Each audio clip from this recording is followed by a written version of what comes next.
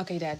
Can you describe to me what the antediluvian world was and what antediluvian means?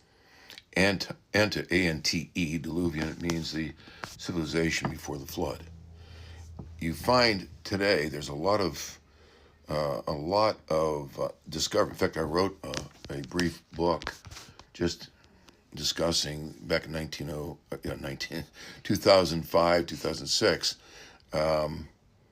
on cities under the sea. There were at that time about 100 discoveries of cities, pyramids, streets, Mm-hmm. ruins under the oceans, under the Black Sea, but under the Atlantic, in the Atlantic, the Pacific, elsewhere, the Indian Ocean.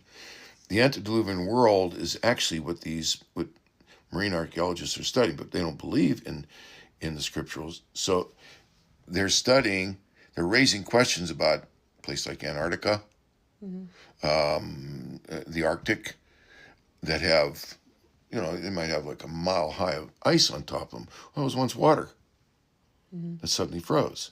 But they're finding that there's evidence of civilization underneath there, evidence of temperate zone. A temperate zone meaning a more favorable climate at one point. Okay, yeah. Now, what's happening is that there's a lot of historians. They're finding that there was a genius in the structure of the pyramids, these vast cities that are under the ocean, all over the world. Now there's hundreds of them that they've discovered. And so what you hear postulated is that, well, aliens did that because man is presumed to be um, primitive, just arising out of the caveman era, Yeah. so that he can't be advanced. Well, I beg to differ. The Bible teaches that man was advanced from the very beginning of his existence. He moved towards civilization rapidly as the numbers of people increased. Mm-hmm. The antediluvian world shows that. That world was destroyed by the Noahic flood. The language of the flood is borne out in the geology of what we find in the continents around the world. The flood, it wasn't just a flood, it was volcanic, it was earthquake, it was massive flooding. It was the fountains of the great deep were broken up, which, by the way, I know of no document in the ancient world that knows that other than the Bible. Mm-hmm. You'll find these 40,000 miles worth of fountains of water, hot water still coming up from the floor of the ocean. Okay. The Bible describes that the fountains of the great deep burst. They broke open. About 40,000 miles of them now that we know of.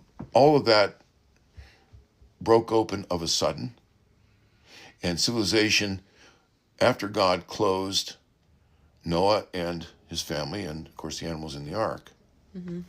civilization, once the cataclysm began, civilization was gone in probably about 5 to 10 minutes, if it took that long.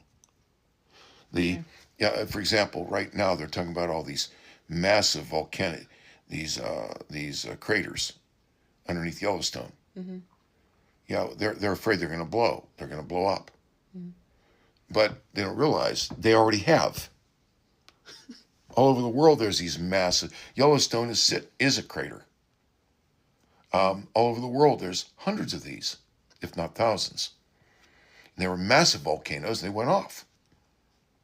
The tsunamis that were formed they weren't 100 feet high. They were several thousand feet high. And you see that you can see it in the Mid-Atlantic Ridge. It's a ridge that goes down the base of the Atlantic between the Africa and the Western and the African continents. Mm-hmm. Mid-Atlantic Ridge is a massive crack that broke open, and the mountains rose. The scriptures actually, literally in Hebrew, it says the mountains rose, the valleys fell. You see it in the scarring, mountains suddenly rising. You see it in the burn marks of friction of the mountains, rock going through rock as the mountains are erected. Now, geologists don't like that because it challenges their evolutionary beliefs and then would force them to come to grips with the God of Scripture. Unbelief has its biases, Mm-hmm. its prejudices too. It isn't neutral. Correct. The point is the Yeah. antediluvian world shows advanced civilization all over the world buried. For example, off the western coast of Cuba at the 1900 foot level. There's a civilization down there in ruins. Mm-hmm. All over the world you find that. Well, assuming the water is 6 stone level, how'd they get there? How did the water cover them all? There's only one explanation, and evolution doesn't have it. So all those that are studying, the genius of that world, the pyramids that are underneath the water, underneath Antarctica, if that's true, all over the world, pyramids and cities and ruins. What happened to all those? They were genius up front. Evolution has no answer to that.